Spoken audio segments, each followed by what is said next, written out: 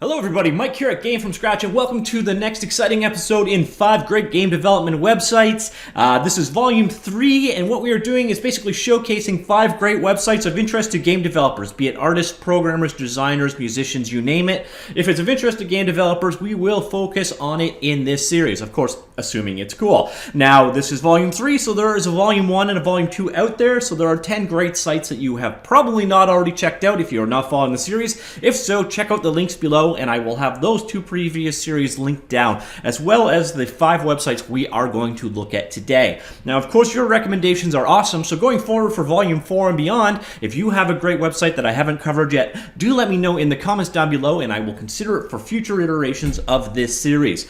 All right, without further ado, let's jump into our first site, and it is Sketchfab. Now, Sketchfab started off as kind of a way for an artist to showcase their work, and it's evolved a bit from there. It's actually turning more in towards an online store, more along the lines of, oh, brain's not working right now.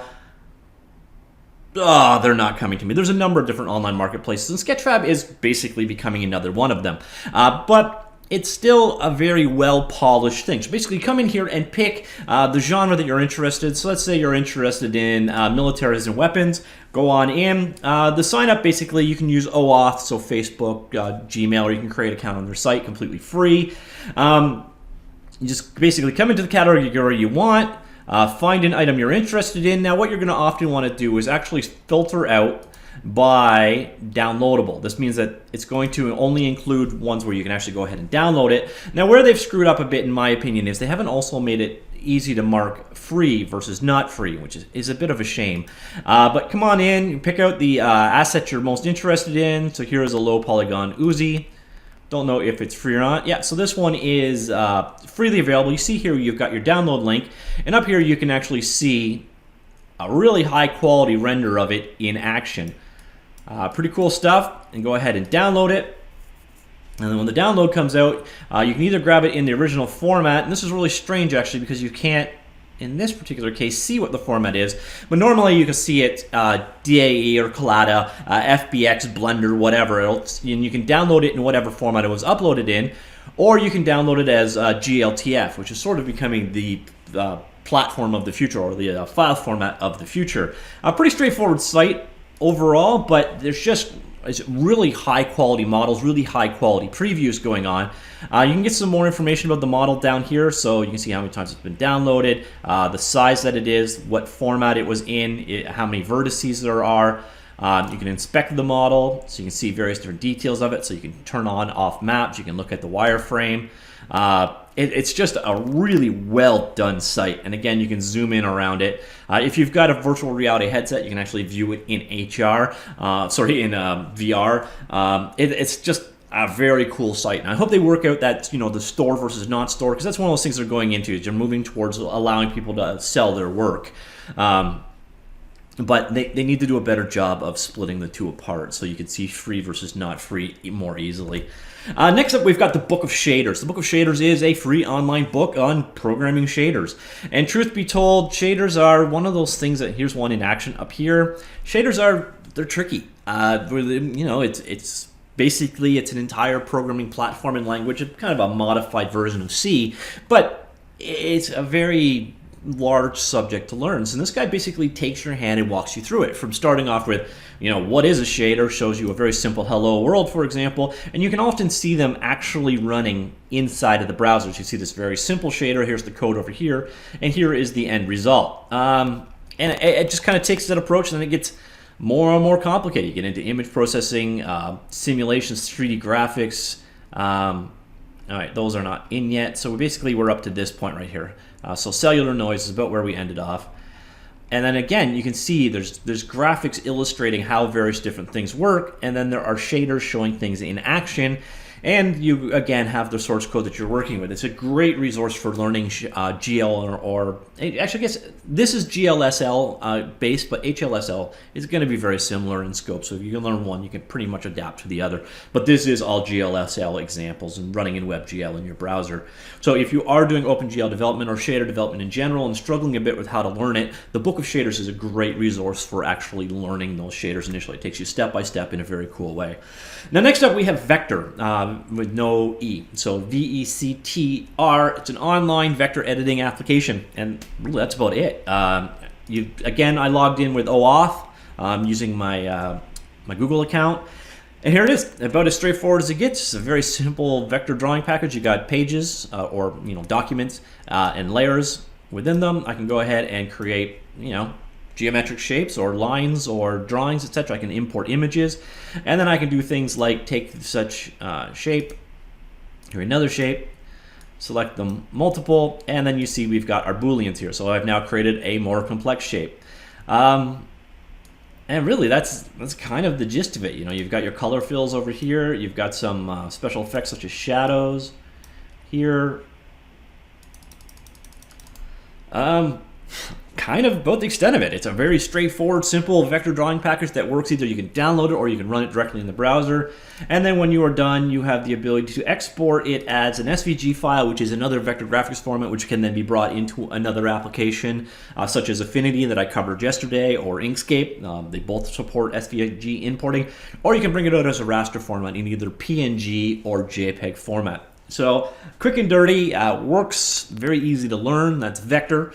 Next up we've got, oops, I need to get out of here so I can have my keyboard back. Next up we've got probably one of the few non-game from scratch tutorial series I'm going to actually advocate, and that is Lazy Foo's SDL tutorials. SDL is simple... I don't remember what SDL stands for. Simple Direct Layer, I think. But basically, it is a 2D cross-platform windowing graphics input library. Been around forever. And SDL is the tutorial place for it. It basically goes through step-by-step and covers, well, pretty much everything. The reason why I focus on Lazy Foo's tutorial here is you will notice if you go to GameFromScratch.com, I did not bother doing any SDL tutorials ever. And that's because, well, he did a really good job of them. I might do a video series sometime, but there's absolutely no point in me doing a text-based series because Lazy Foo nailed it. This tutorial series is in version 2, been updated to cover SDL 2+, but you can see he goes step by step, covers pretty much everything you need to know about working with SDL, and we're up to 55 lessons here. So if you are interested in learning SDL, do be sure to check out Lazy Foo's tutorials. And semi-finally, we have the Khan Academy. The Khan Academy isn't technically game development related. It is just basically a free online resource of learning. And where I think a lot of game developers are going to probably come in here is for math.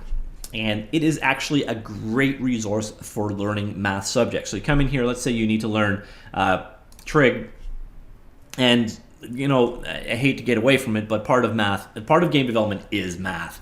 And this is an area where people are going to struggle. Just basically come on in, pick the topic you're interested in, and I don't want a quiz. I want a video. Give me video. Their site has been changed slightly on me. Anyways, instead of bumbling around the subject, you've got basically video tutorials on the topic, or quizzes, online learning resources for learning just about everything you need to know. And we get into, here we're going first grade, blah, blah, blah, blah, blah, up till basically 101 and higher level courses going on. So definitely one of those things worth checking out if you are struggling with math. A lot of game development math, from my experience, is about OAC level. Unless you're running a game engine yourself, I guess OAC makes no sense.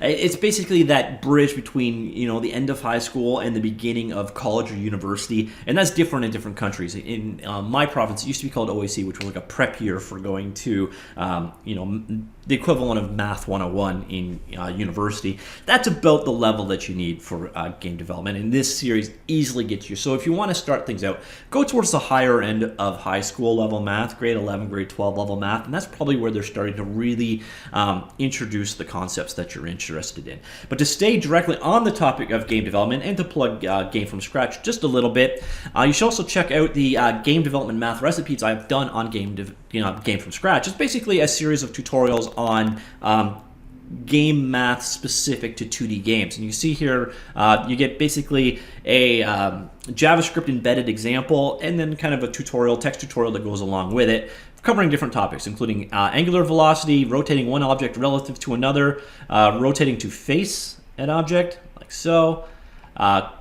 axis-aligned bounding boxes, basically 2D bounding box collision detection.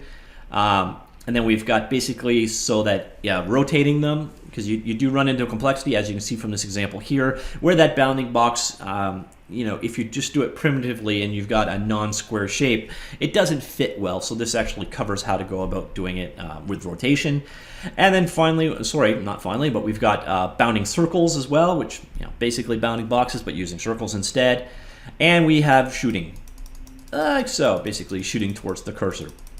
So if you are interested in 2D game math specifically, you'll find, come on in here, we break down just the math, or we have a complete code example with a bit of an explanation on how it went, and then some links to learn more if you're interested. So if you're into just specifically learning math for game development, do be sure to check out this link from Games from Scratch, and I will put that down below as well. All right, so that is 5 plus 1 bonus website for game developers. Hope you found something in there useful, and if I did miss a site or there's a site that you really think I should cover, do let me know in the comments down below, and I will do my best to cover it in a future iteration. And do let me know if you want me to keep this series going. It's fun, coming up with these, so yeah, I'll probably keep it going unless you guys don't really like it. So do let me know that in the comments down below. All right, that's it for now. Hope you all enjoyed it. I will see you all later.